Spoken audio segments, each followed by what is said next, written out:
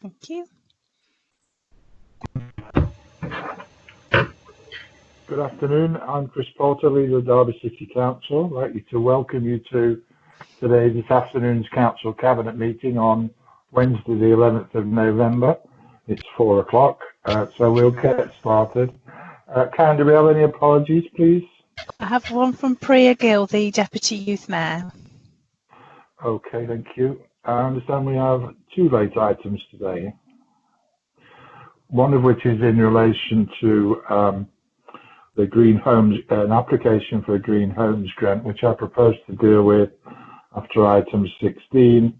And then we also have an additional recommendation from the Audit and Accounts Committee, which I propose to deal with during item 14, if that's okay. Karen, any receipts of any petitions? There are none. Any identification of urgent items to which call-in will not apply? There are none. There are none. Declarations of interest, please, on today's agenda. Can I declare an interest? It's Councillor Webb on the late item on the Green Homes grant that you're taking after item 16. I will have to leave the meeting. Okay, thank you. Is Councillor Barker with us today yet? No? Not yet.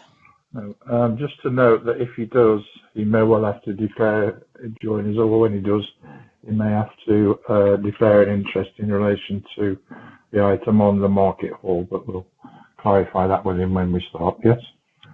Okay. So that takes us to item 6, the minutes of the meeting held on the 7th of October 2020, which I've read and seem okay to me. Can I take them as agreed? Agreed. Okay. Any comments from anybody else? Agreed. Okay. So item 7 is the recommendations from last night's scrutiny committee, which I've got details of, and as has become practice, I'll deal with those recommendations at each individual item's time, if that's okay. Which takes us to item 8, the draft air quality action plan. Who's going to do this one for us, please? I'll introduce this. Thank you, Leader.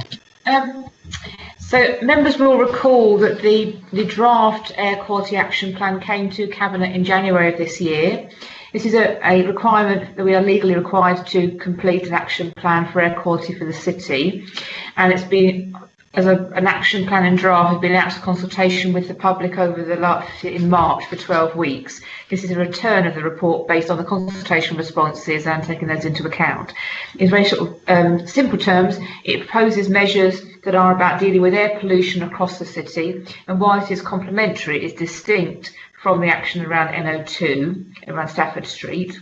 The consultation was effective, good responses from a variety of groups and individuals across the city, and has focused on the key aspects of themes around the action plan is continuing to prioritise modal shift around our transport network, to support low emission taxis, to develop an electric charging infrastructure for the city, to continue to promote sustainable development in our planning system, to work to reduce idling around vehicles, and to improve the emissions from freight vehicles.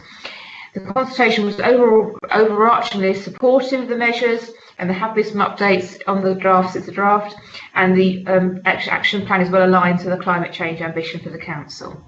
Thank you, Chair. Thank you. Any questions or comments on item 8? If I may, Chair, just to give an overview from as lead cabinet member on this area, thank officers for their hard work. Let's just turn my camera on so you can see me. Thank officers for their hard work on this. I think it's a very positive report and something which we all agree is very important to pursue. It's actually quite timely because I was at the I was asked to contribute to the inquiry on air quality by the Food and Rural Affairs Committee in Parliament a week or so ago, and I mentioned this was coming to Cabinet and gave a very brief overview of the kind of priorities that we have in regards to it, and how important it was to Derby City to pursue.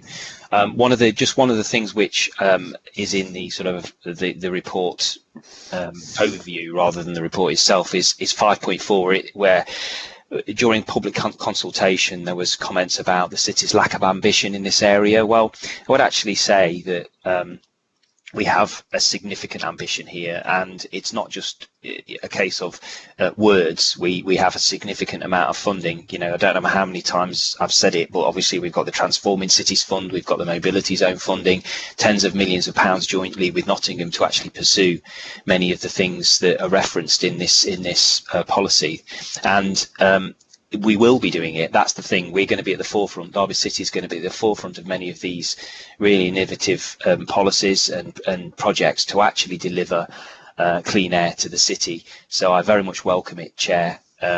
I just want to really just now get on with the job of delivering clean air for the city and working with our partners to do so. And we've got funding, not just the ambition, but we've got funding to do that. Thank you. Any other comments? In that case, Exec Scrutiny looked at this last night and resolved to note the report. So if there's no other questions or comments, can we as Cabinet approve recommendation 2.1? Approved. Agreed. Okay, good. Well, then we'll move on to item 9, extension of the private sector housing renewal policy. I think as Mr. Filiger is here, Leader, I'll ask him to do that. Otherwise, I'll just steal his thunder. A bit unfair, really. So. Okay. Thank you, Chair. Yeah, the private housing renewal policy is the policy framework that allows us to a lot of the detailed work, particularly within strategic housing, but also within environmental health. It provides the policy framework for spending money on healthy housing hub services, disabled facilities grants, empty homes, and services like that. The current policy is due to come to an end at this calendar year, so in December. We had hoped before COVID to get the new policy drafted and adopted before that end date, but because a lot of the people involved in the draft of that policy have been very heavily involved in the COVID response throughout this year, we're a little bit behind schedule. The new policy has been drafted. It went out to consultation in August. The consultation closes in November, but we will then need time to consider those responses and then bring that new policy for members' consideration in the new year. And so this proposal is just to extend the current policy until June next year to give us time to get the new policy in place. Thank you, Chair. Thank you. Any thoughts, comments, questions, please, on item 9? Leader, can I just say that thanks to those staff that have, rather than prepare this policy, actually dedicated their time to other services that are required during this COVID pandemic. They've done an excellent job. It has delayed the new programme, and I have seen the draft, and I'm hoping that after the consultation finishes that we will be able to deliver the June 2021 deadline. Okay, thank you for that. Executive Scrutiny considered this matter last night and resolved to note the report. So unless there's anything else, I can ask Cabinet, we're okay to agree recommendation 2.1? Agreed. Agreed. Agreed. Okay. that will move us on to item 10 then, please. Item 10 being the purchase of residential development to provide 3 new affordable homes. Could be you again, Ian, is it? I'm happy to take this if that's okay with Rachel. So yes, thank you, Chair. Members are well aware that the Council's policy is to both build and acquire, when appropriate, properties for new affordable council housing. As members know, when we do this, we can support the costs of that by up to 30% using our right to buy receipts.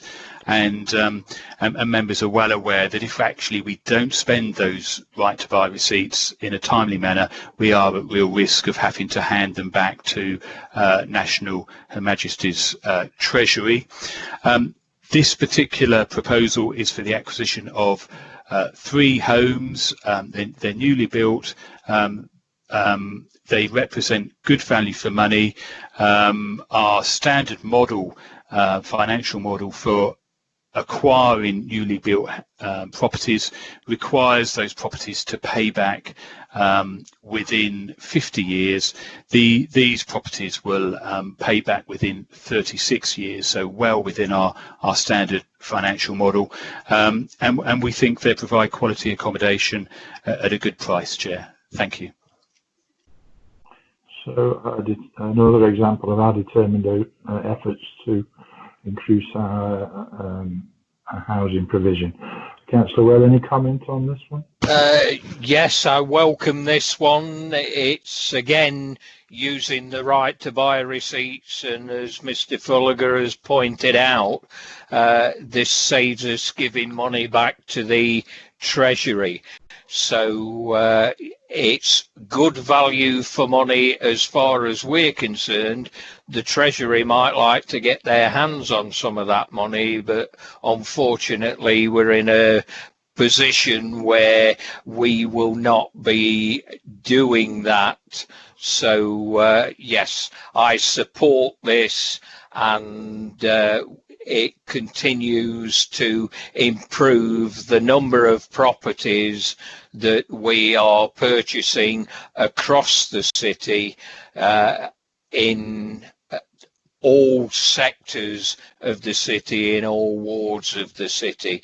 So that accommodation is going to be needed and is in an area where that type of accommodation is in high demand.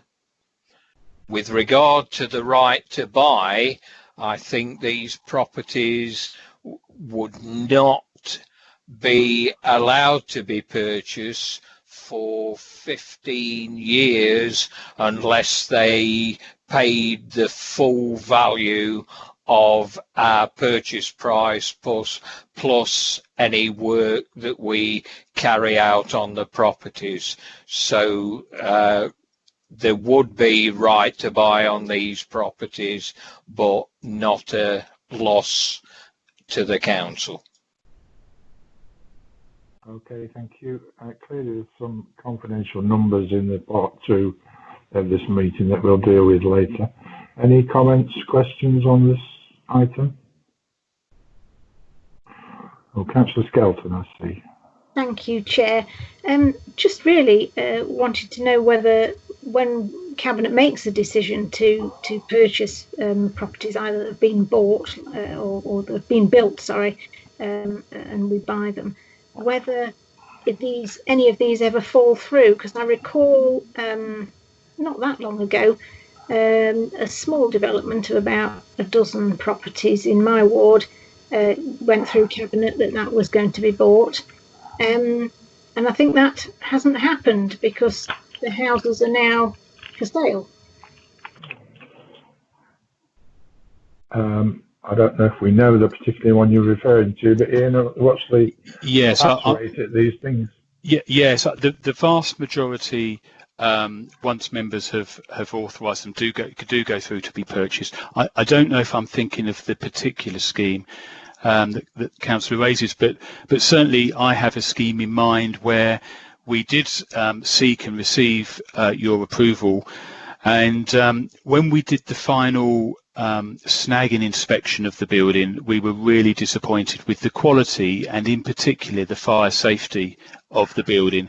And in fact, then we looked in a lot of detail at that particular set of they were flats and apartments, and it was just going to be not value for money for us to purchase the buildings, do all the necessary works to bring them up to standard. Obviously, we tried to put that onto the vendor. They refused to do the works at nil cost, and so we did walk away for that one. I just hope that sort of displays to members that we're not buying just anything. There are certain quality and health and safety standards that we set our stall at, and we won't drop below that. I'm sure Ian can provide you details on any offline on any particular application. Councillor Skelton. Exec Scrutiny, I think, looked at this last night and resolved to note the report. We've got recommendations 2.1 to 2.3. Are we agreed? Agreed. Agreed. Okay. Takes us then to item 11, the Derby City Local Area SEND Strategy. Thank you, Chair. Shall I pick that up? Cabinet are asked to approve a revised strategy for children and young people with special educational needs and disabilities. I use the acronym SEND, which has been developed with a wide range of stakeholders and partners, including children, young people, parents and carers, and which sets out a shared vision for SEND to support a coordinated approach to delivering SEND services and provision for children and young people from the ages of 0 to 25 across the local area of Derby City. The development and implementation of the strategy is an important element for the local area, responding to the inspection that we had in June of last year in 2019.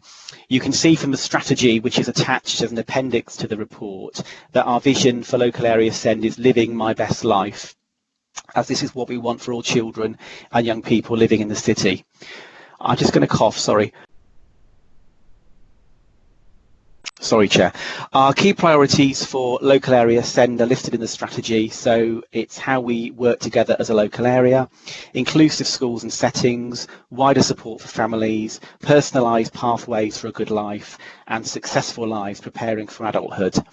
Attached with the strategy is a co-production charter developed with all stakeholders and sets out how the local area will develop and make decisions alongside and with people.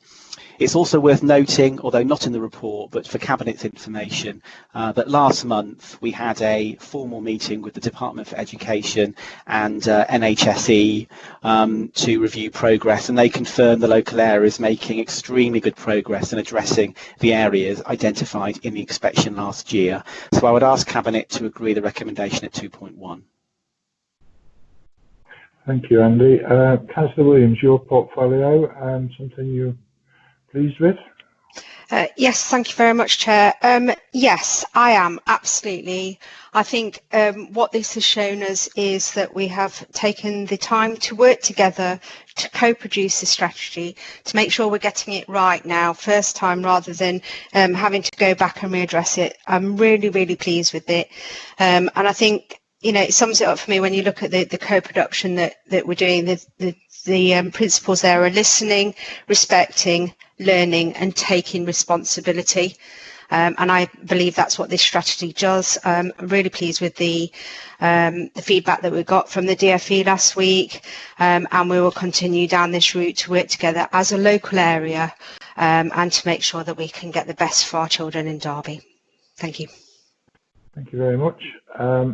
Exec Scrutiny looked at this and considered it last night, and again resolved to note the report. Any comments or further questions on the topic?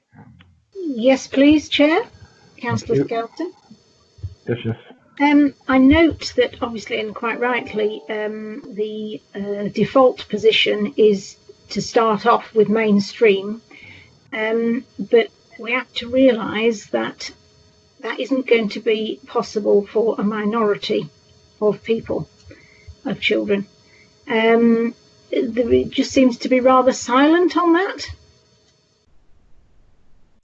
I think that shall I answer that, Chair? That the strategy is very strategic and all-encompassing. What will be coming out as part of the strategy is a commissioning strategy, which will outline the priorities for the local area in terms of how and what is commissioned for children and young people with SEND across Derby, and that would include both what we need in terms of an early help response, which we call a graduated response, as well as the provision that we need in our mainstream schools, enhanced provision, and of course specialist provision. So this is a high-level document that sets out the ambition. The detail of what the system in Derby needs to look like would be flowing from a commissioning strategy that sits underneath this. Right, okay. All right, thank you. Any other questions, comments? In that case, we have recommendation 2.1. Can that be agreed? Agreed? Agreed. Agreed. Agreed. Thank you. Item 12 then is the market hall transformation. Councillor Barker, I understand you might want to make some sort of declaration of interest at this point. Yes, I do apologise, Chair. I did miss the early part of the meeting through technical issues. Yes, I've spoken with the monitoring officer in relation to this. I think most people are aware that I'm the national president of NABMAR, the National Association of British Market Authorities, and they have been engaged in helping formulate the policy that under the refurbishment issues. I have no financial interest, and I'm advised that as long as I declare this, I can still partake in the meeting.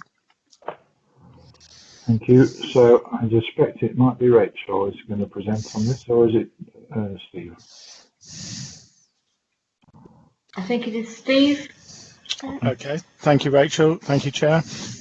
This item seeks to update the Cabinet on the progress at the Market Hall, where we brought a paper to Cabinet in May, which sought to approve the budget at the time of £11.18 million, based on the design stage at the time. That has now been progressed and requires Cabinet to consider a environment in the budget to allow the project to continue of £4.5 million as per recommendation 2.2. The detail behind that increase is set out in the paper, and specifically under 7.2 where those items are going to be required, principally around items such as quantity and availability of materials, professional services, health and safety, small delays in the project, partly as a result of COVID, and the decant strategy to take it through to the next stage. The report will also seek to come back to Cabinet once the outcome of the future High Street Fund bid is known. That is still pending, and that is earmarked for the second phase of the project, which members will recall is the transformation of the scheme, the first phase being the essential repairs and maintenance.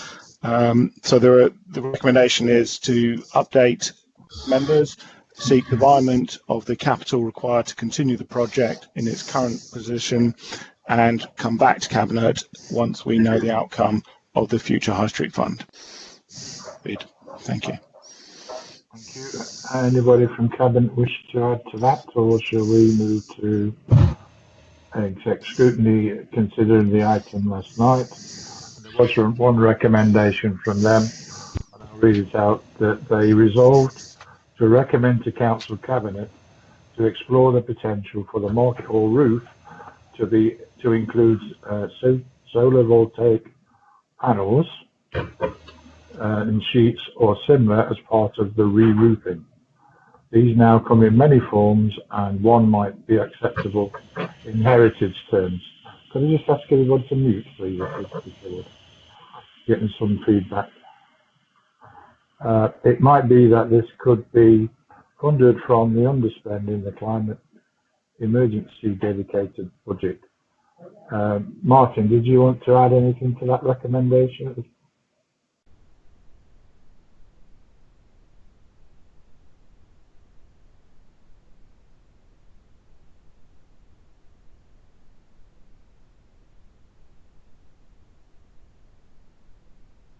He's not there, is he? Mike, Chris. Oh yes, in that case, I've got Councillor Shanker that would like to... Sorry, I see my microphone had been turned off, sorry. Now, I said last night, apart from the recommendation, Chair, there was concern expressed about the 42% increase in the budget from May to November, which seems very steep, despite paragraph 4.7. But I'm sure Councillor Shanker will want to make reference to this. Thank you, Chair. Okay, in that case then, yes, Councillor Shanker has indicated a desire to speak on the subject. Thank you, Chair. Yeah, just a few concerns on it. Everybody, I think, agrees and supports the refurbishment of the Market Hall, but the original Phase 1 works at just over £11 million did include, as everyone knows, the refurbishment and the repairs necessary for the roof, and to start looking at and exploring internal modifications. And you'll remember back in May when this report came to Cabinet, there was a significant additional amount of money added to the budget. It's in the pink paper, so I'll be careful not to speak about that amount just now. And call this a environment, call it what you like, but before we've even struck a blow on the internal refurbishment of the Market Hall, unfortunately we're already asking for a significant cost increase, and that's what it is. This is an increase of circa £4 million more to be able to deliver the project. But what's really more worrying, unless yourself or Councillor Barker can enlighten us today, what are we actually getting for this project? What are we actually doing to the Market Hall? Because everything I see tells me we're asking for more money, but we still haven't nailed the scope of this project. What's the requirements? What are we trying to achieve? And we've had experience in Derby over a number of years of some poorly managed projects. And I just think it's the Cabinet's responsibility. I note at the top of the report there's a list of officer names and not one Cabinet member name. So a couple of questions really to start with, Chair, is what are we actually doing to the Market Hall? What are we getting for this significant investment of taxpayers' money? And secondly, are we confident with this latest increase in funds, will we actually deliver that on time and on budget? Thank you. I'll let the officer speak on this, but clearly this is a unique building. It has unique properties. There are unique issues with it. We're in unique times, and with the best will in the world, until we know the final costs, which can only be discovered as we go through the process, there will be occasions when extra funds are required. This is not totally an increase in cost. This is partially about moving some of the works from phase 1 into phase 2 or vice versa. So I'm sure officers can fill us in more, but we're absolutely clear what phase 2 is about. It's in development. It's going to be a new, vibrant, distinctly different and improved offer for the city, of which we're waiting on the bid to the High Street funding for. Steve, did you want to add anything to that? Thank you, Chair. Yes. In terms of price certainty, we are much more certain than we've probably ever been at this stage, because we're at what's called REBA Stage 4, which is the Royal Institute of British Architects Gateway number 4, which is tendered prices for phase 1. This means we have price certainty on all the items that have been costed, whereas in May we were what was called REBA Stage 2, which is a design stage. REBA 3 is detailed design. So we were a long way off having the final cost for the phase 1. So I'd like to feel much more reassurance at this level on the phase 1 cost, because we're at tendered prices, and we've also factored in contingencies based on those costings that we now know. So I think the phase 1 element has reached a significant milestone in terms of pricing what we know. As you alluded, there are always unknowns in buildings like this, but we think we've done enough surveys and costings to arrive where we are at on phase one. Phase two, as you've just expressed, is that transformational vision work to create a new vibrant offer. And my regeneration colleagues are on the call, and they're the ones that are providing that vision together with our culture and leisure colleagues as well. We will deliver their aspirations, hopefully within the budget that we secure as part of the bid. Okay, and in terms of the funding bid to the High Street Fund, it's awaited but not actually received as yet. Can I just come back in on that then, Chair, please? Just a second, Bagger, just confirm that with Steve, please. Yes, that's correct. I believe it's due imminently. We were told end of October, sometime November. So we're heading into mid-November, and I believe colleagues will be following this up over the next few days to try to find out when the whole of the future High Street Fund bid will be released to the applicants that are successful. Bagger, yes, I will let you back in because I read with interest your piece in the paper recently about the positive way that you want to work with others in relation to things. So just a little quote from there. We all need to commit to working harder, to bringing our communities together, to work harder to find what we have in common rather than what divides us. We all need to learn lessons from the last 4 years and understand that we must stop the petty nature of partisanship in favour of objectivity and commitment to serving all of the people all of the time. So in relation to phase two and what the assembly room, what the market hall is going to be, come on down, come and tell us what you'd like to do in there, what you'd like to see, and you may be able to influence it in a positive way. Well, thank you very much, Chair, and thank you very much for reading and noting my comments. Hopefully you will also act upon those. And absolutely, I'll reaffirm that commitment to working together.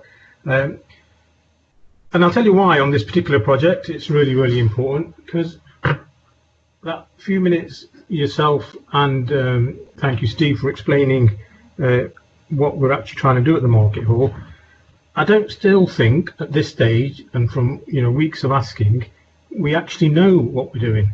And it's a fundamental failure of a project to try costing it and delivering it and issue contracts without nailing our requirements. So if we want to work together, I'm more than happy to sit on a cross-party board to let's nail our requirements and make sure that them requirements are then costed and we deliver a successful project. It's a very, very significant and important building for our city. And I'll just go into Rolls-Royce speak or project management speak.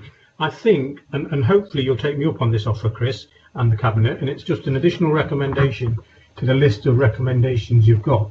But to ensure we deliver a successful project, a project which is already running over budget twice now, I would do a simple exercise which is called stop and fix. Let's stop this project for a period of probably 2 to 4 weeks, get around the table, let's nail the fundamentals and the foundations. What are we trying to achieve here? What is it going to cost? How are we going to do that? And then we carry on. And I think that genuinely, Chris, is an offer to work together to make sure we deliver the right thing for our city. Okay, well, thank you for that, but we don't need that because we actually now, rather than when it was first instigated and as other administrations have done, we now have a major project board which met on the subject today and is able to resolve.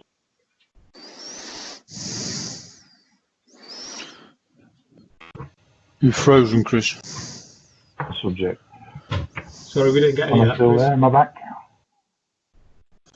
Okay, Sorry, you froze on that, Chris. Okay, sorry, can you hear me now? Yep. Okay, well, thank you for that. As I say, as it happens, we don't need to do a stop and fix because we now have a major project board and regular meetings with everybody involved to consider these issues. We're perfectly clear where we're going with it, and so we don't need to do that stop and fix. But we're more than happy to sit down and listen to people's thoughts and suggestions on on how phase 2 and the transformational change happens in the market hall.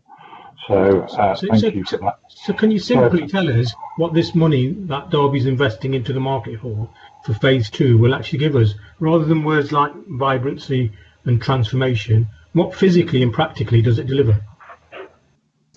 You've seen the plans, I'm sure, or you know more detail than that, Baggy, but the full details are being worked in conjunction with partners, and they'll be announced as and when they're fully costed, because we don't guess at things anymore. As an administration, we know what we're doing, we find out what we're doing, we come with a firm costing on things as to and a description of what we're going to be doing. So the other question from Exec Scrutiny was in relation to Vote Eric Powell's. Sorry, did I drop out again there? Yeah, sorry, Chair.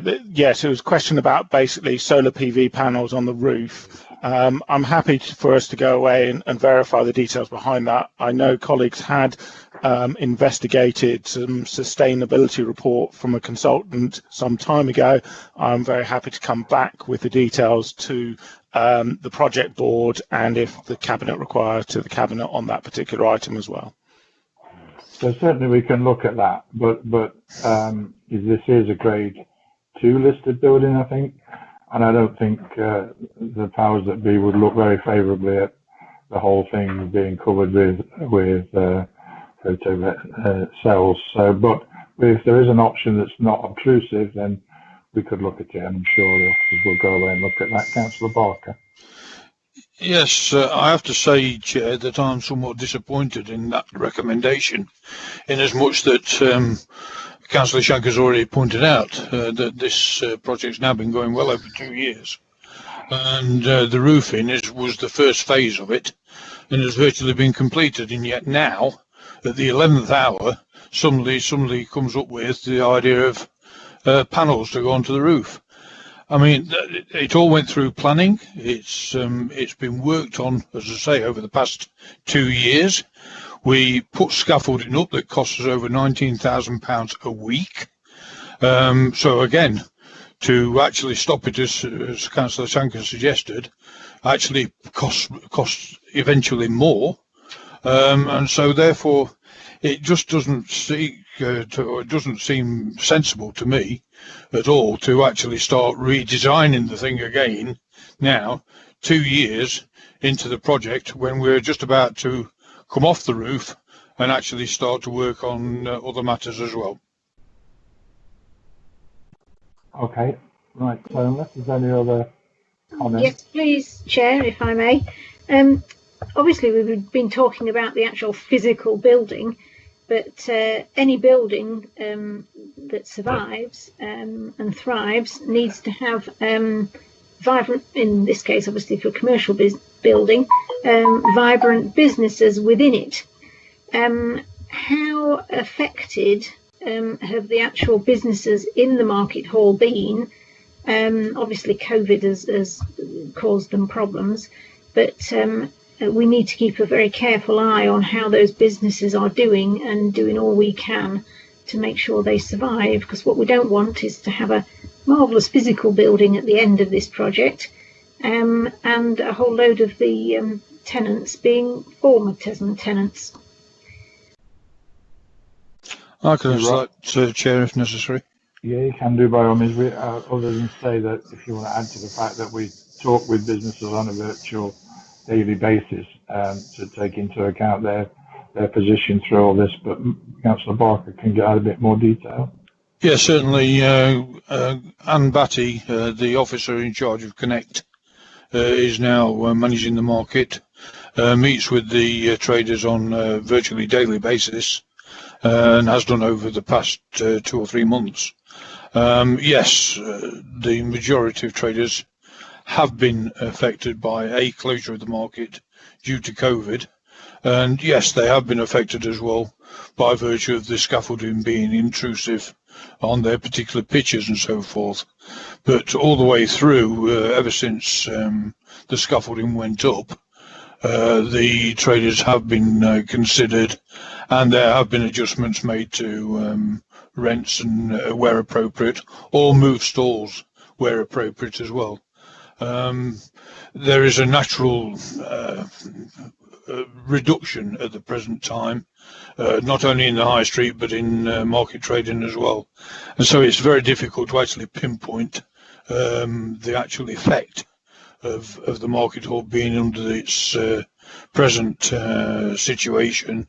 The one thing I would say is that the majority of cases that I've known of in the past where such a major refurbishment of the market has taken place is that the market has actually shut.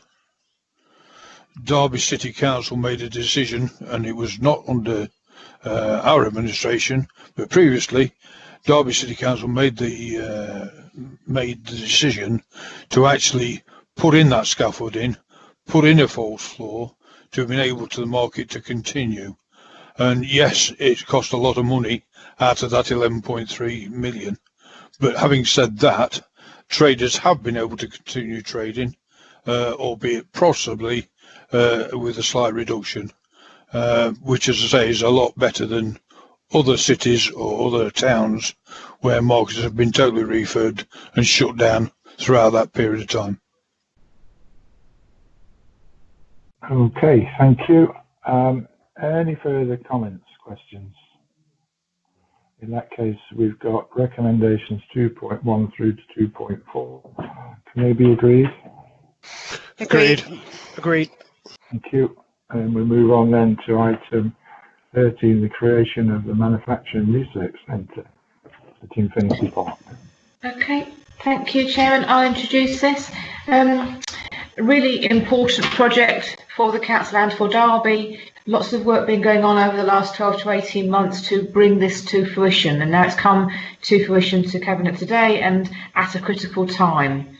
So a real partnership project that is about creating a world-class facility, and really important in terms of our COVID recovery, the economic shocks. Obviously, our economy is going through the pandemic, and part of our coming out of that in a stronger state.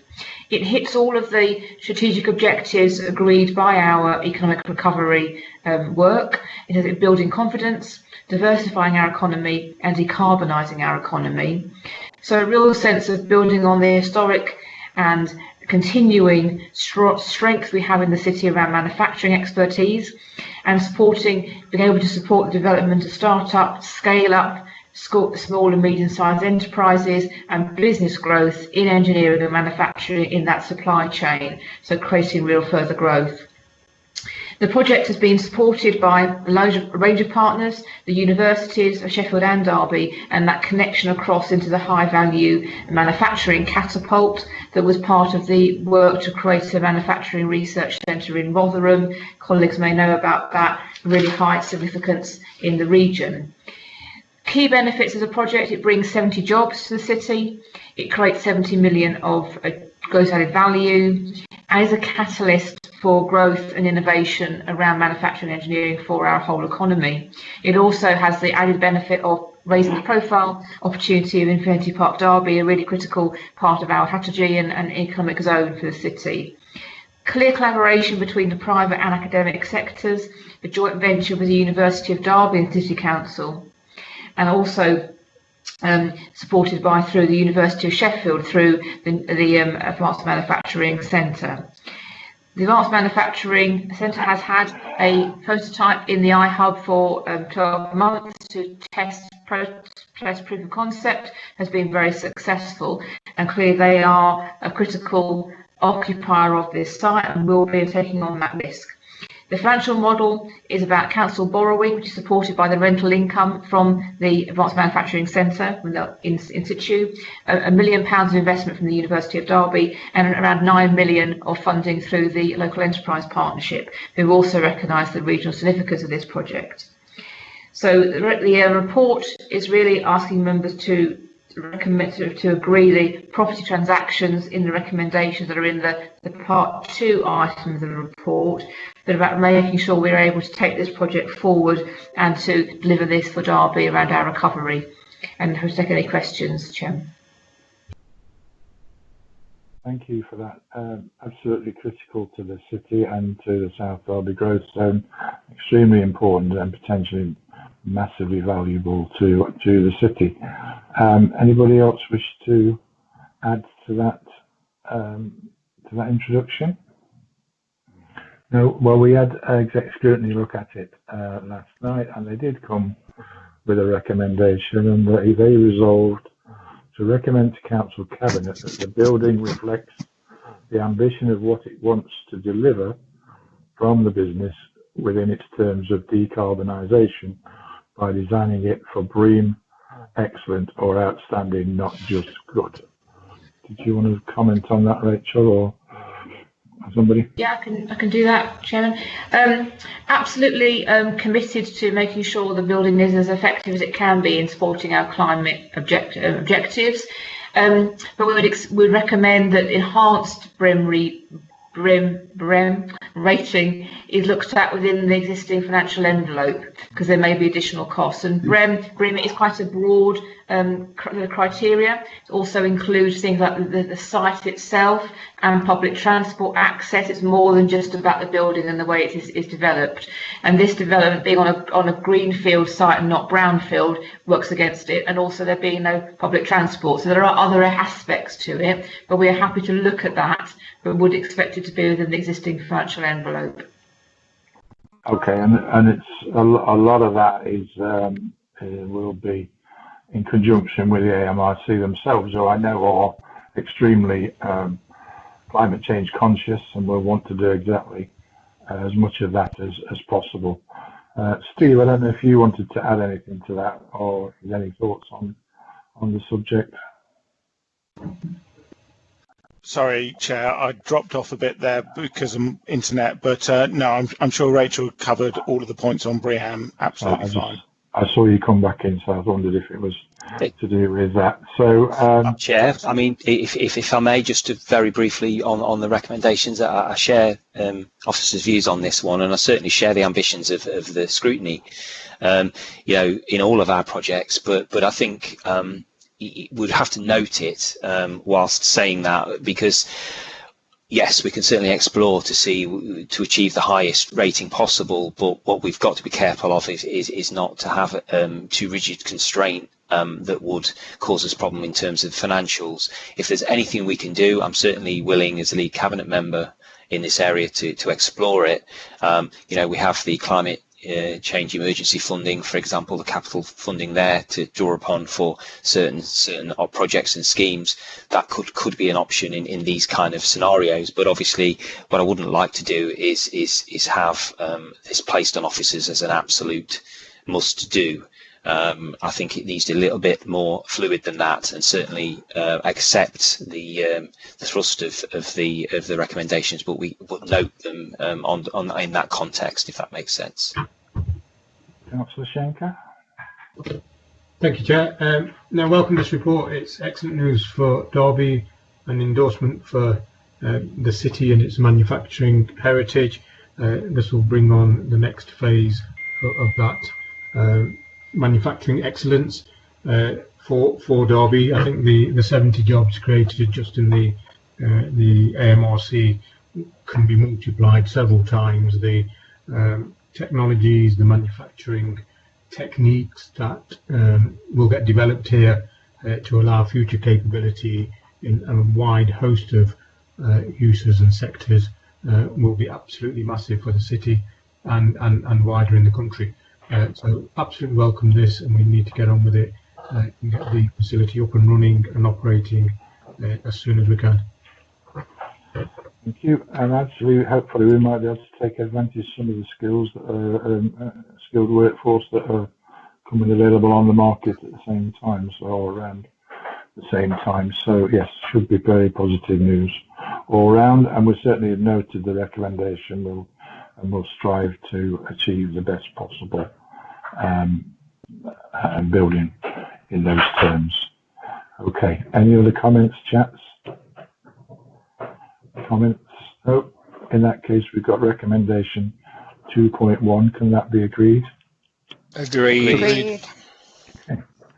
We'll come to item 14 then, Treasury Management Mid-Year review, but in this part I will also deal with the additional recommendations from audit and accounts, but I can't actually put my hand on a copy of that at the moment. So perhaps, Karen, when we're ready, you could read those out for us. Can do.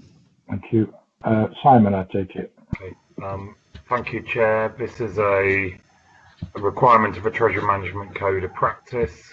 Council approve the Treasury Management Strategy and Prudential Indicators in February each year, setting out the parameters of how we will borrow and invest in the financial year.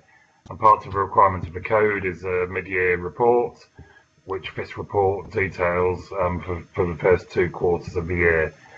The main messages in this report are in respect to borrowing, that we have made no new borrowing in this year, and we will be repaying 20 million of borrowing in March next year.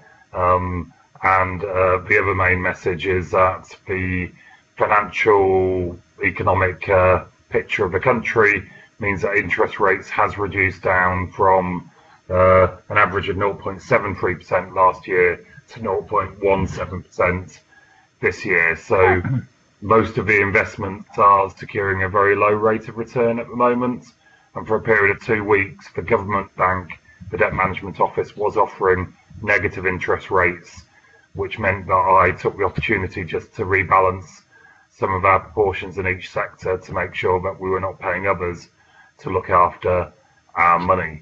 The report details the prudential indicators and gives you quite a clear view that we've been in complying with all of our indicators. Our overall level of aggregate borrowing over the years is lower than many other councils, and we keep on being very prudent and in line with the principles of treasury management, which is prudence, sustainability and affordability, and on investments in terms of prioritising security, risk and then return.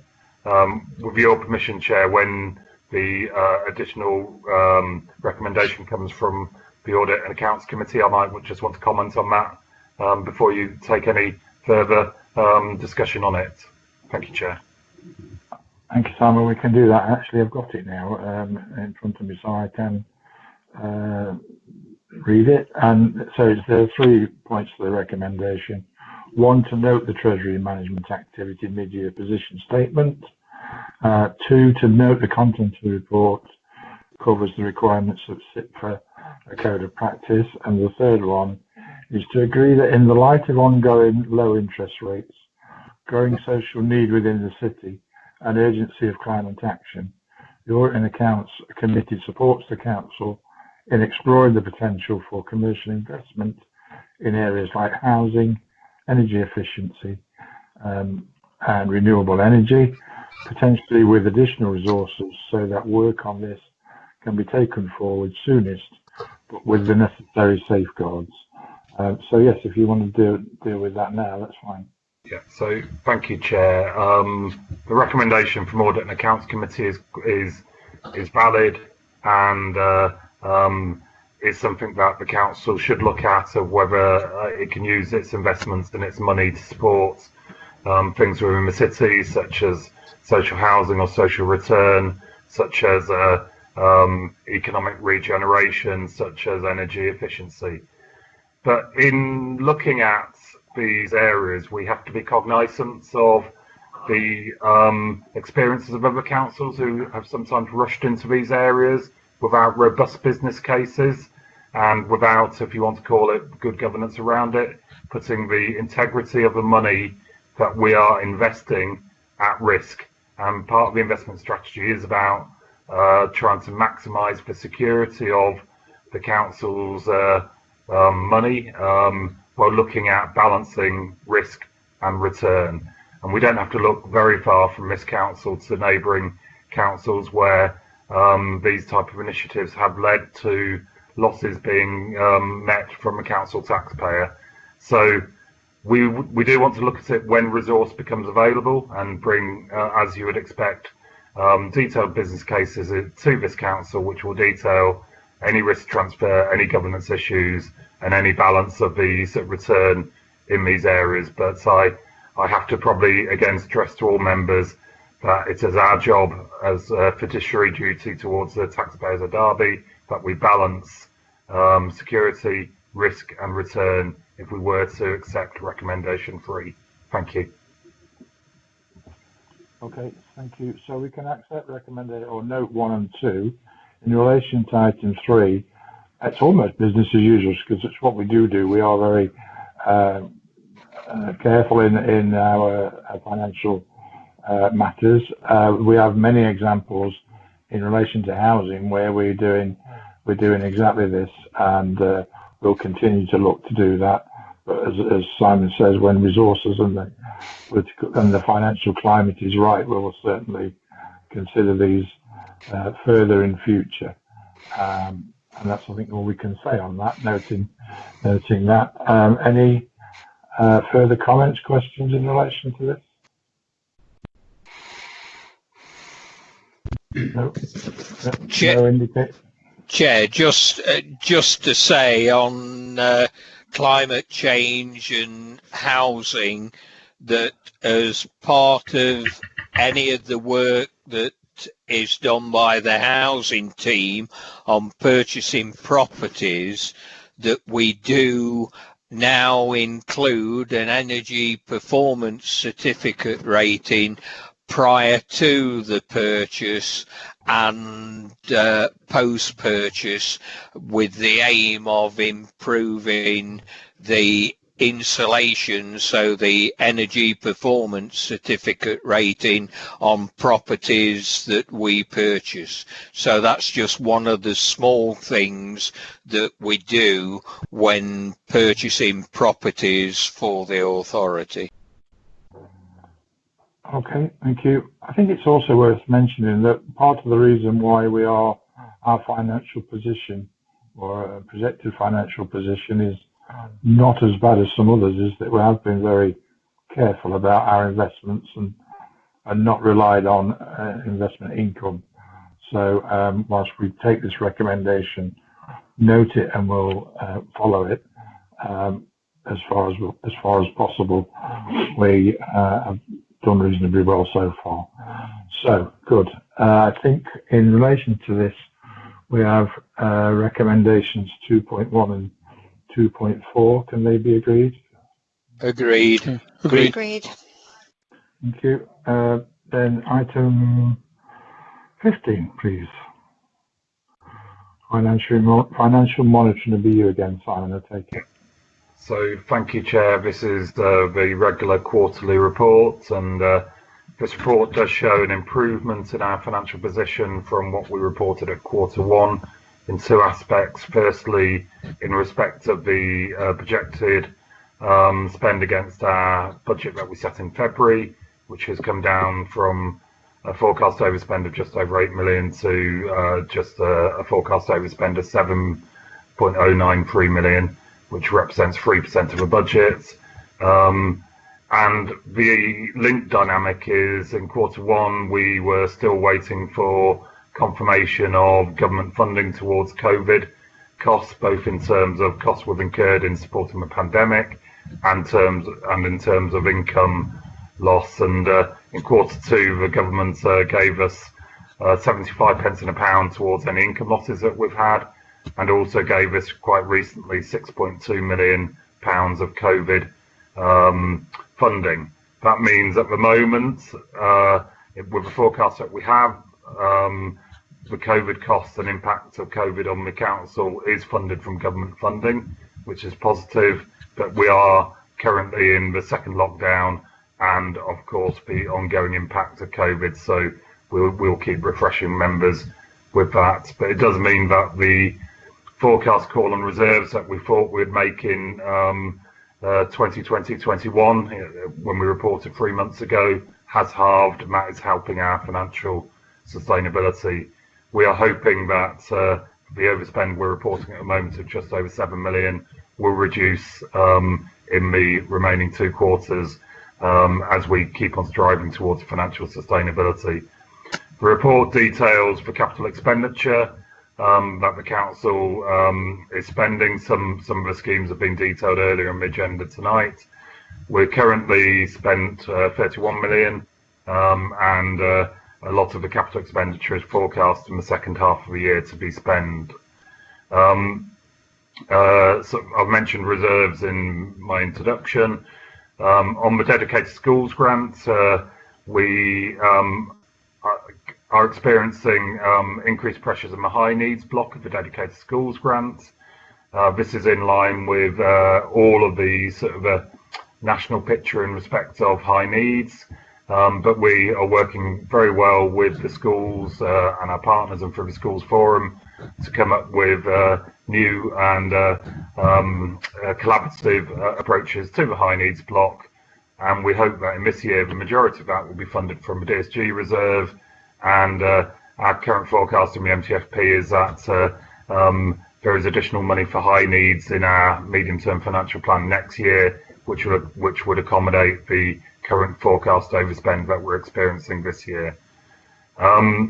In respect to the council's collection fund, members will recall that we gave a holiday from recovery at the start of the pandemic from April to June, as many people's circumstances, both residential and commercial, were changing, and we restarted recovery in July. We were forecasting at that time that we'd have a slight downturn in the level of income which we'd be able to collect in this year.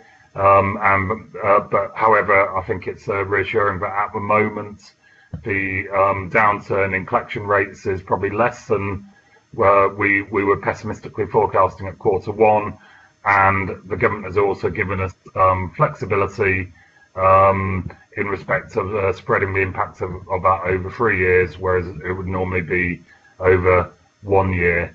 The report details in many pages details of variances, but maybe just to draw your attention to the improved position that we're seeing in respect to children's social care, where we were experiencing in Q1 and 2 a significant increase in looked after children as a result of demand, the court system not working, fostering and adoption placements not being able to be processed through. Activity over the past 2 months has been a lot more favourable, and current demand for looked after children, and by implication potentially expensive placements, is plateauing. That is an area that we keep a very close eye on, and we have a demand management stream to try and manage, but that is showing some signs of shoots or green shoots, which is encouraging in helping us to manage sort of in-year pressure, and we remain committed to trying to deliver a medium-term financial plan that, even in this very chaotic time, promotes financial sustainability as best as we can in a time of uncertainty and managing ambiguity. I'm happy to take any questions along with the portfolio holder on this report. Thank you, Simon. For completeness again, we'll go through the recommendations from last night's executive scrutiny, and there were 2. The first one was to recommend that Cabinet writes to government re the budgetary problems and asks for a permanent uplift in the base grant we receive from them. Failure to secure such an uplift will lead to job losses and council tax increases. And the second recommendation is to recommend to Council Cabinet that projects to spend 106 funding in areas like public art and open space improvements are publicised, seeking private voluntary sector partners to take these forward before funding deadlines are reached. So those are 2 recommendations. I understand, Councillor Rector, you might want to speak to them. Yeah, if I could, please, Chair. These are very bleak and worrying times indeed, and due to the very worrying financial black hole in the council's budget, Cabinet has already accepted that if this black hole is not to be filled, then there will need to be job losses, service cuts and council tax increases. And such cuts would be to further reduce our already threadbare services. So it is very worrying times. I mean, the executive scrutiny was very keen that we do everything in our power to get the government to see the real difficulty that Derby and cities like Derby really do need an uplift in their base rates. Because to have a one-off grant may limp us through for another 12 months, possibly, but it's not going to resolve the underlying problems. And the actual threat of job losses hangs over the city. And people are already asking, well, how many jobs are likely to be lost? Where are those jobs likely to be lost in? So let's resolve that problem by urging the government to uplift our base grant. Thank you, Chair. So, Simon, there's a national uplift issue where our government take representations in all different forms. Are you able to confirm that we are supplying the necessary information, making the appropriate representations on the subject, and in particular clarity on what the funding levels will be? And I don't know if you wish to comment on the 106 arrangements, but for me, in terms of 106, the perfect opportunity at which to engage partners in 106 spend on public art and public open space is through the neighbourhood boards or through the neighbourhood councillors or the ward councillors who get notified of the 106 funding and have every opportunity to engage their residents and local partners in some consultation as to how it's spent. As in my own ward, where our friends of Spondon Parks were consulted on Monday, I think, in relation to the latest 106 funding, and they've prepared a spending plan for the 106 funding for us to consider. So my suggestion in relation to publicising 106 is that we already do it through the neighbourhood boards, and that the ward councillors and neighbourhood boards should lead on that. But so, Simon, in relation to lobbying, in relation to budgets and timeliness of budgets? So, thank you for that. And there's probably 4 points I want to draw to Cabinet's attention. Firstly, the major lobbying for additional government resources we do through the LGA, which is made up of all political representative groups. Prior to the COVID pandemic, they were talking about a 3.6 billion gap in local authority funding over the next 3 years.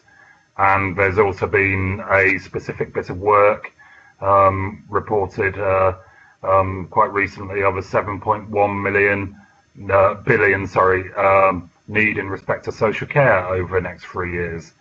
So structurally, the financing from central government is that the demands on services, demands, dependency and everything else is that all the LGA is lobbying for additional funding, and that will then be distributed in line with national funding formulas.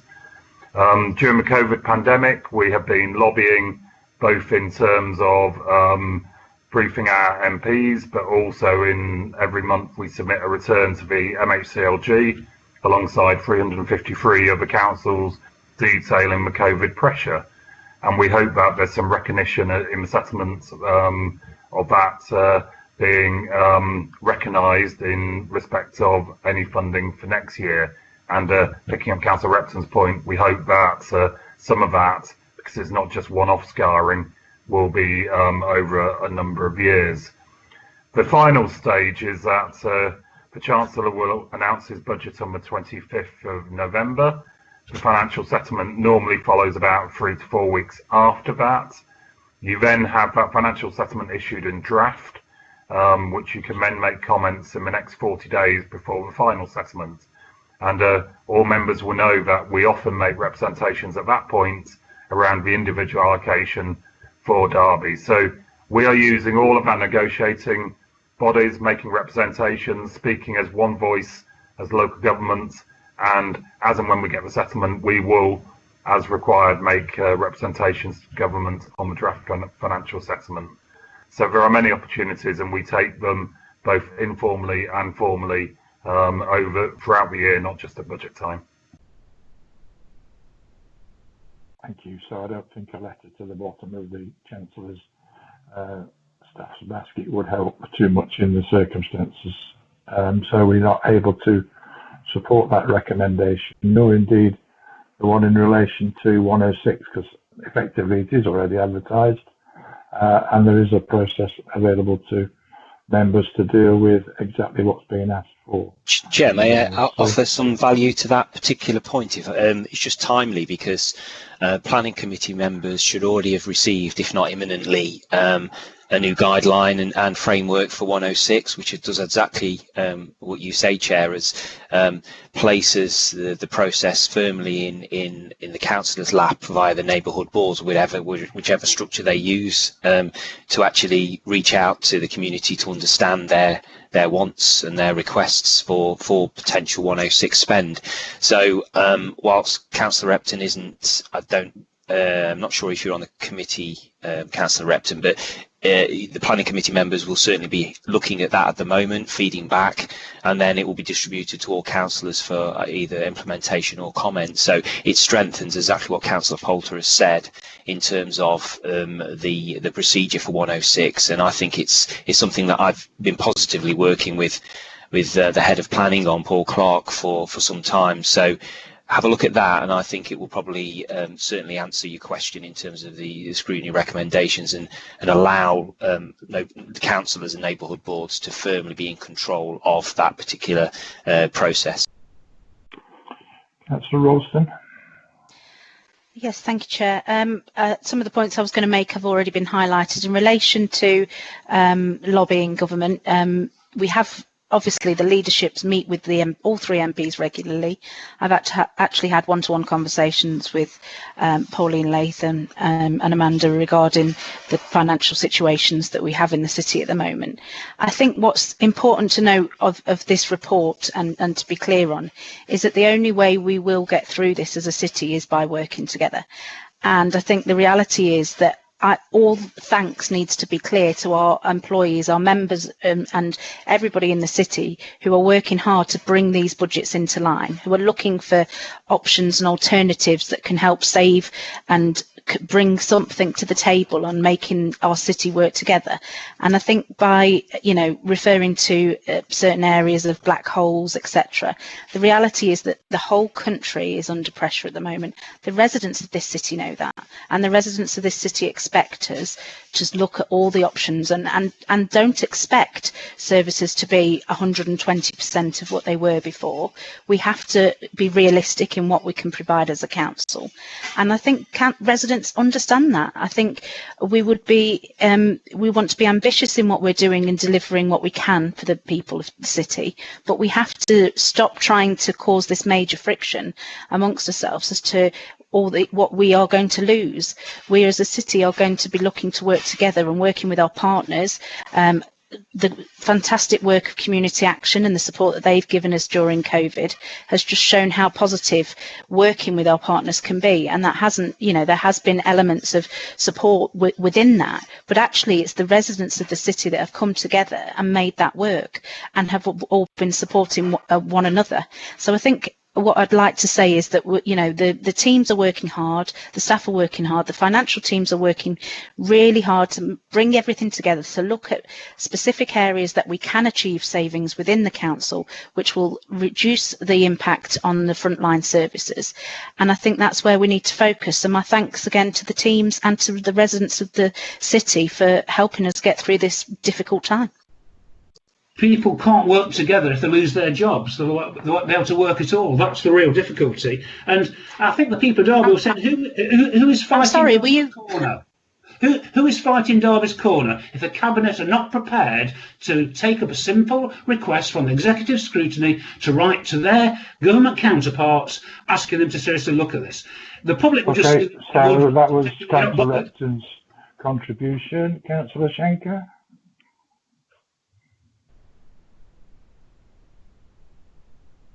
Thank you. Are you there? Yep. Thank you, Chair.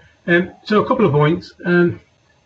Okay, the projected overspend may have come down by £1 million, and thanks for everybody's efforts who tried to make that happen, or those services, particularly in CYP, haven't been needed in the last quarter as we projected, but still projecting a overspend of £7 million for this year given that we took money out of reserves to prop the budget up in the first place when the budget was set, still demonstrates to me we've got a lot of work to do, and we have to do that in order to secure a sound financial footing going forward.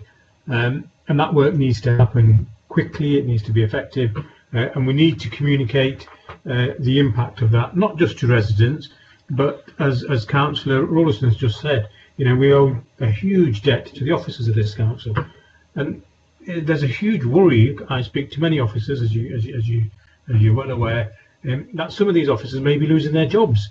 They're doing all this phenomenal work, and we need to recognise the impact, not just the work that they're doing, but the impact this is having on individual people and treat them as people. Because the harsh reality is, and we might not want to, and we might not feel comfortable talking about it, we definitely don't feel comfortable writing it in reports, because there's no mention of it in the reports I've seen. Ultimately, and sadly, just as many other sectors and many other authorities, many other employers have had to do, there's potentially going to be job losses at Derby City Council. And the quicker we start to be open and transparent, if I can use your phrase there, Chair, and start talking to our teams and our individuals who may be impacted by this, and what mitigation we can put in place to reduce that impact, I think we're all duty bound to have them honest conversations as soon as possible, because that's where we're heading, sadly, and we need to share that information with colleagues as soon as possible, because most colleagues are working absolutely flat out to serve this city, to help us as councillors to run this authority. So I think the sooner we do that, the better.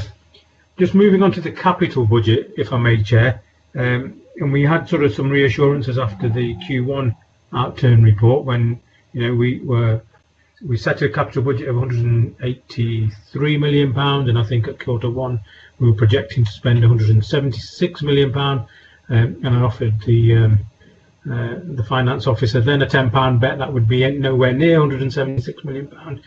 We've come down to £159 million, and I'll still offer that bet. I don't think we'll be anywhere near £159 million either by the end of the year on our capital budget.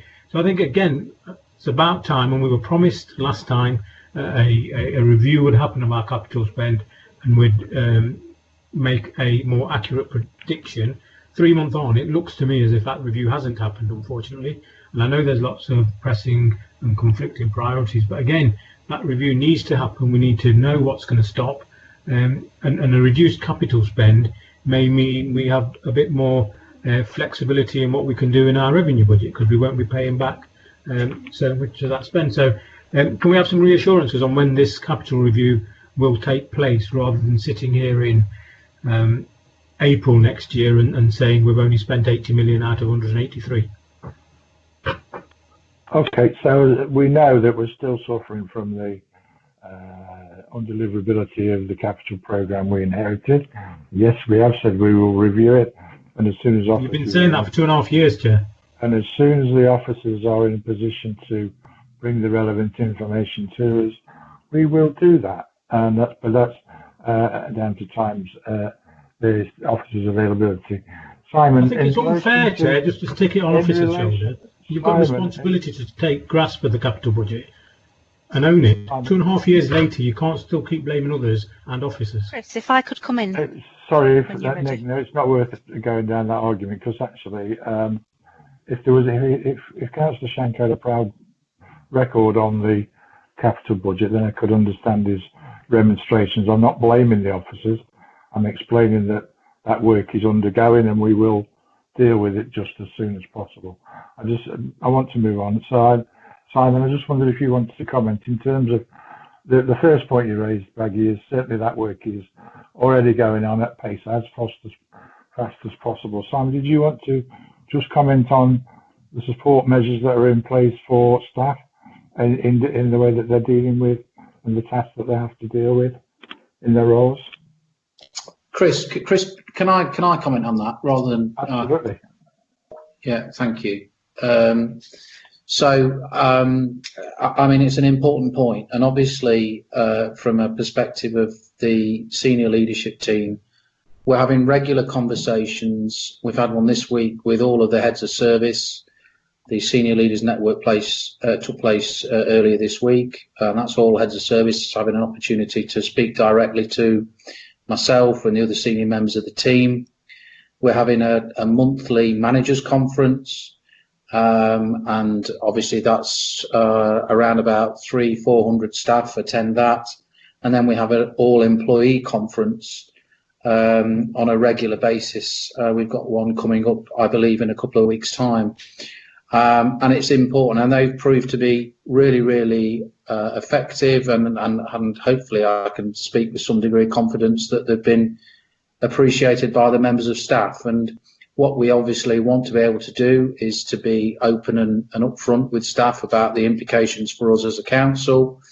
But at this stage, we're still in the relatively early stages of developing the budget, and we don't yet know what the implications of that are. In terms of potential staffing reductions or other changes to the council's budget. And I think it would be unwise of us to put out messages when we haven't got the ability to substantiate that in terms of detail. And obviously we're working on those proposals. We'll be sharing those with the Cabinet. Councillor Ralston, in her role as managing the budget process with the other groups, will also be able to play into that, and obviously we will share any news with members of staff as soon as we're able to. I think the more fundamental issue, though, of course, is and Simon alluded to this, and Chris as the leader and Nicola as the portfolio holder have alluded to it as well, is the financial position of local government per se, and obviously the government's in a position at the moment where it doesn't really understand what the total fallout of this pandemic is on its own finances, let alone those of other parts of government, if you like. So I can see some logic behind what they've suggested in terms of a one-year settlement for local authorities, because obviously the great news that we had earlier this week about the potential availability of a vaccine, it may well be, and we'd all have, I mean, I always look to be glass half full rather than glass half empty, is that the economy will hopefully recover relatively quickly in one of these, I guess, kind of V-shaped curves, as the economists call them. So from that perspective, I think there's some sense in what the government is doing in terms of just a one-year settlement for local government to then assess at a later date the longer term funding implications for local authorities. And I think that's the key thing that we need to be lobbying really, really hard on, and we'll continue to play our part in conjunction with our partners within the LGA, through the Society for Municipal Treasurers, the Society of Unitary Treasurers that Simon is a major player in.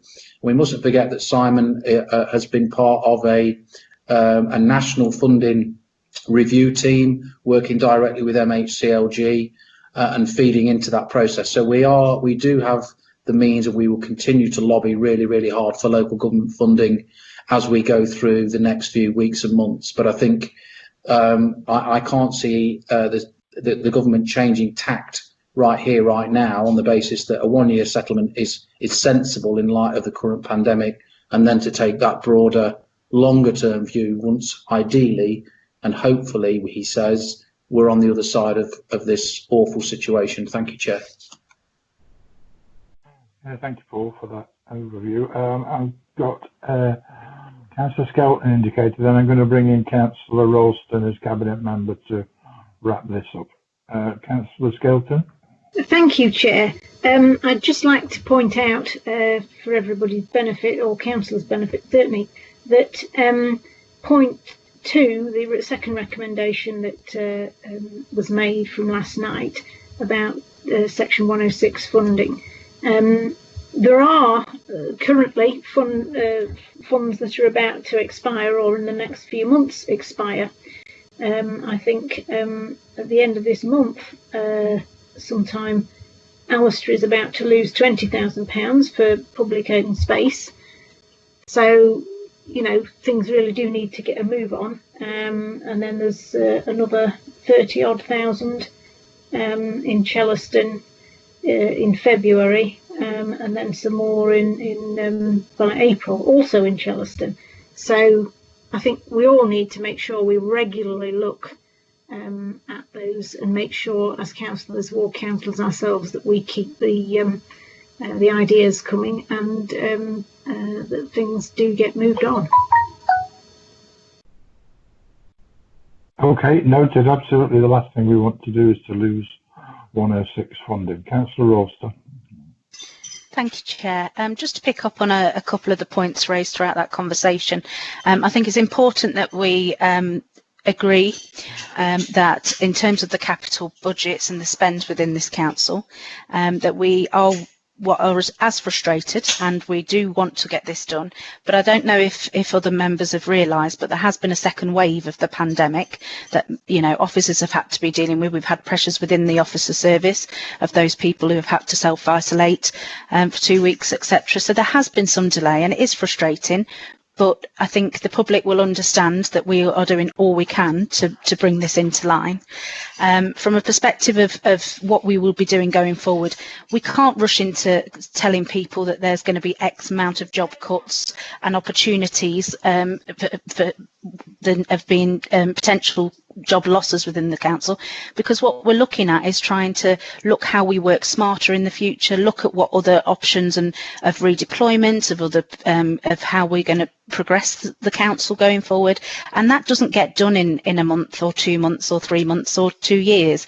There's an awful lot of work behind that, and the officers are bringing a lot of that to the forefront. But until we've got that, we're not going to carry on guessing and salami slicing, which has been the situation that may have been taken by other administrations. We're working really positively with the officers who are talking to the staff members within their teams, and we're looking at every option. And when we've got the sensible solutions that are available to us as a council, we will bring them to the table. And that's all, you know, that's where we are working towards, and that's how we as a city can move forward. So let's try and keep a positive mind in terms of our staffing. Thank them for all their hard work. Let them know that we're doing everything we can to secure the majority of jobs that we can, and ensure that we look at where there may have to be a change in service, that we look at where those opportunities for those people might be elsewhere within the sector. So I think that's all I'd like to say on that particular point. Thank you, Chair. Okay, thank you. In that case, I'm going to draw this to a conclusion. We have recommendations 2.1 and 2.2. Can they be agreed? Agreed. Agreed. Agreed. Okay, so the next item is financial matters. Again, Simon, I believe.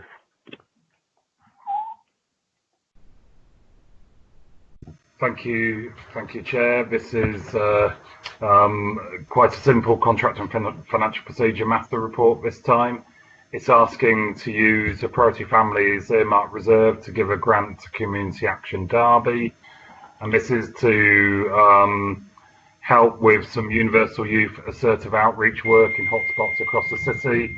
And it's been identified as a need both from the perspective of some local communities and advocated by councillors back to us with rising groups of youths in parks, and it's all part of our sort of approach to trying to sort of stop antisocial behaviour in respect of stopping people progressing into our care system, etc. This has the full support of the Youth Alliance, which is a network of affiliated youth provision providers. And what you're being asked tonight is to take money from a reserve which is already there and award a grant to Community Action Derby to do this valuable work. Thank you, Chair. Okay, so Exec's currently looked at this and resolved to note the report. Councillor Williams. Thank you, Chair. Yes, I hope Cabinet can support this. This again is an example of where we have talked with our partners in the community, especially with the Youth Alliance, to find out how we can address some of the problems together.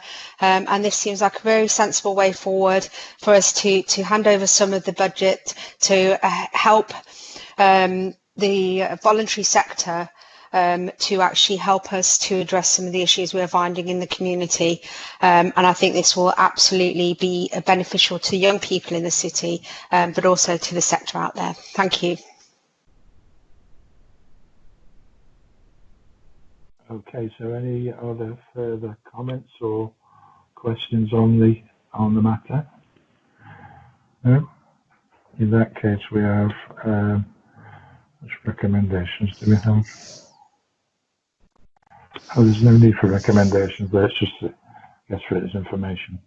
Okay, so at this point, we're looking to introduce the late item in relation to the Green Homes grant. Who's going to present that for us?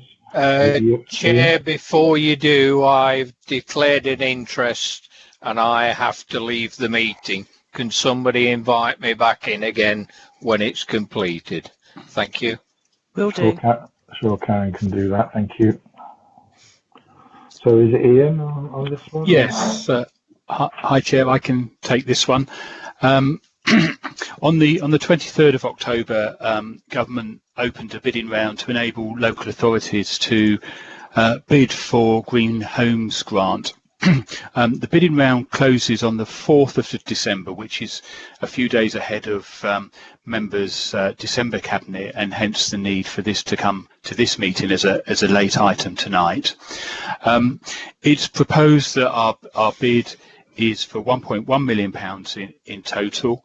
It's a joint bid with Derby Homes, and the first strand is an ask for £480,000, and that's to do external wall insulation works on council properties that are constructed from some solid walls, and that's typically Wimpy no fines properties, but there are one or two others as well that we would like to tackle using this money. In relation to the work on the council properties, the £480,000 ask, the council is required to provide a match funding of £300,000.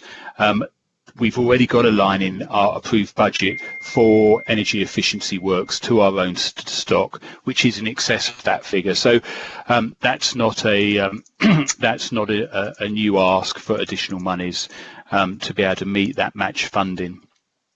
And the total number of council properties that we can better insulate is around about 90 for that £480,000. The second part of the bid is for some £620,000. It's to do the same types of works, again on properties with solid wall construction, but this time in the private sector. We're asking for a greater grant award this time to enable the grant to fund the entire cost of the work, so that owners of those properties won't need to provide match funding for them. And we hope to provide the works on around about 50 privately owned properties for the £620,000. The works need to be completed by the end of September 2021. Thank you, Chair. Thank you. And could we just have a little bit of explanation in relation to why it is a late item, why it had to be brought urgently to this meeting? Yeah, so the government are moving quickly in terms of getting grants or bidding rounds, making them available, and they're moving very, very fast. In this particular case, the bidding round opened on the 23rd of October, so much too late for us to be able to prepare a paper for the last cabinet, and it shuts on the 4th of December, and members' next cabinet meeting isn't until the 9th, and therefore we need to bring the paper to this meeting to make sure it's in advance of the closing date for the bid. Thank you. So this is the second round of bidding for this. We didn't bid into the first one because of the tight timescales at that time. Are we confident we're in a position and got the resources to be able to deliver this by September next year? Yes, Chair. So the first bidding round required the works to all be completed within this current financial year, and given that we hadn't got a partner lined up, that was just too tight. This second round, it's tight, and we need to move quickly, but we're confident that we can do that. We've talked with contractors on the framework that we can go to, and they're giving us assurances that they can do the work in time. Okay, so in relation to exec scrutiny last night, who did consider this, their recommendation was to Council Cabinet that if this bid is successful, that we take full opportunity of the works to publicise the value of external insulation for solid wall properties to homeowners across the city. I think we can give that reassurance, can't we? Yes? Okay. Yes, Chair. I think we'll need to publicise this for the works in the private sector in any case, so it would fit very well indeed. Very positive scheme. It will have massive benefits for a considerable number of our properties, but private properties as well. So a good scheme to be involved in, ticks all our boxes. So recommendation-wise, we have, unless there's any further comments, questions, we have recommendations 2.1 and 2.2. Can that be agreed? Agreed. Agreed. Agreed. Okay. So where do we go next? I've lost my agenda. Stay with me.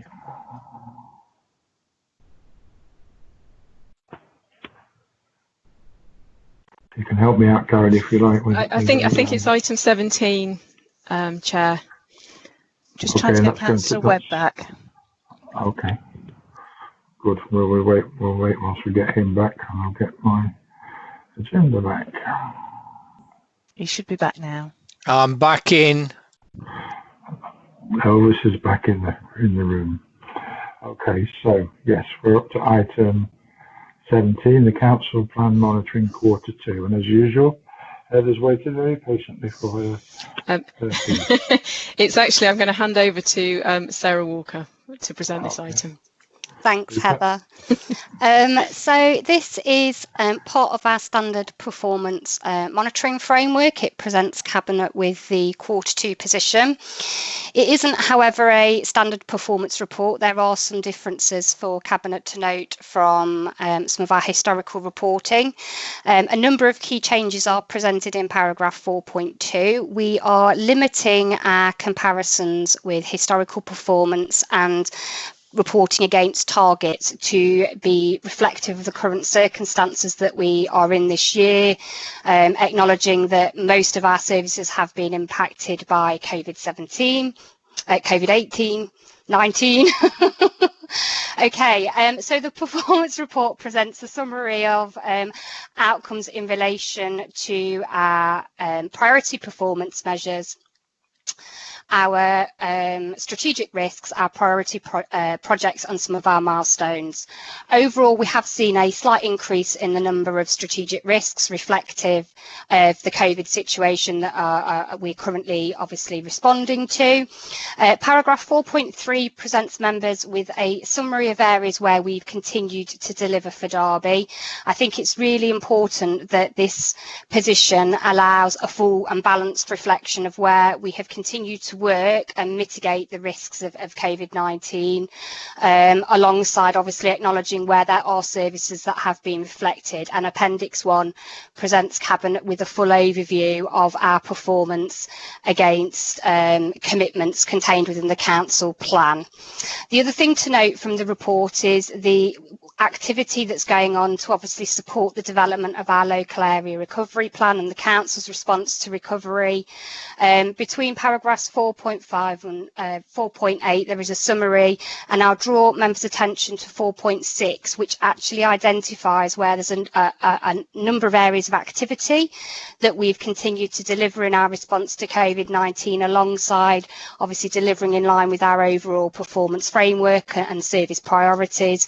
So overall, I think it's a really positive picture, and it represents the hard work that's been happening across the city to support our communities approaches to positive outcomes and obviously mitigate the risks of COVID-19. Thank you, Sarah. I do hope we don't get COVID 2021 and 22 as well. But 17, 18, COVID 100. I don't know where 17 came from.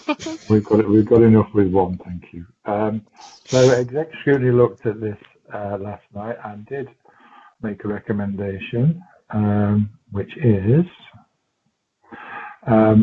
they resolved to recommend to Council Cabinet that the Council Plan Monitoring includes a measure on the progress of processing the issuing updates on EHCPs as a result of the annual review.